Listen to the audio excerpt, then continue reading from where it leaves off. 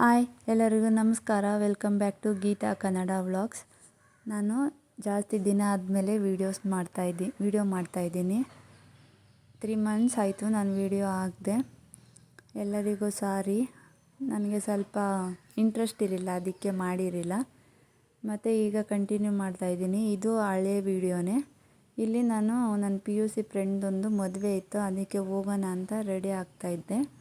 ಅದಕ್ಕೂ ಮುಂಚೆ ಸ್ವಲ್ಪ ಮಸಾಜ್ ಮಾಡ್ಕೊತಾ ಇದ್ನಿ. ಎಣ್ಣೆಯಲ್ಲಿ ಮಸಾಜ್ ಮಾಡ್ಕೊಂಡು ಅಕ್ಕಿ ಹಿಟ್ಟು ಕಡಲೆ ಹಿಟ್ಟು ಹಾಕ್ಬಿಟ್ಟು ಫೇಸ್ ಪ್ಯಾಕ್ ಹಾಕೋಣ ಅಂದ್ಬಿಟ್ಟು ಕಲಿಸ್ಬಿಟ್ಟು ಸ್ವಲ್ಪ ಹೊತ್ತು ಫ್ರಿಜ್ಜಲ್ಲಿ ಇಟ್ಟು ಇವಾಗ ಫೇಸ್ ಪ್ಯಾಕ್ ಹಾಕ್ಕೊಳ್ತಾ ಇದ್ದೀನಿ.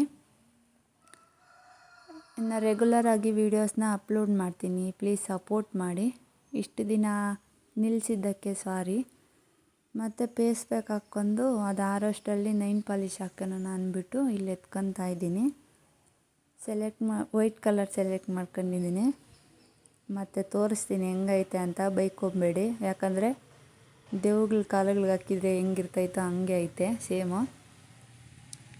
ಪೇಂಟ್ ಬಳ್ದಕಟ್ಟೆ ಇತ್ತು, ಚೆನ್ನಾಗಿರಲಿಲ್ಲ. ಆದರೂ ಪರವಾಗಿಲ್ಲ ಅಂತ ಹಂಗೆ ಹೊರಟೋದೆ. ನೋಡಿ ಬೇಕಾದ್ರೆ ಇಲ್ಲಿ ತೋರಿಸ್ತಾ ಇದ್ದೀನಿ ಹೆಂಗೈತೆ ಅಂದ್ಬಿಟ್ಟು.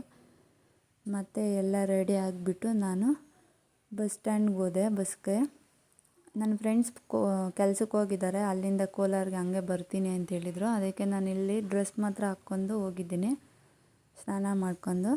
ಮತ್ತು ಅಲ್ಲಿ ಹೋಗಿ ಇಯರಿಂಗ್ಸು ಇಟ್ಕೊಂಡ್ರೆ ಆಯ್ತಂತ ಇಯರಿಂಗ್ಸು ಏನೂ ಇಟ್ಟಿರಲಿಲ್ಲ, ಜಸ್ಟ್ ಡ್ರೆಸ್ ಹಾಕ್ಕೊಂಡು ಹೋಗಿದ್ದೆ.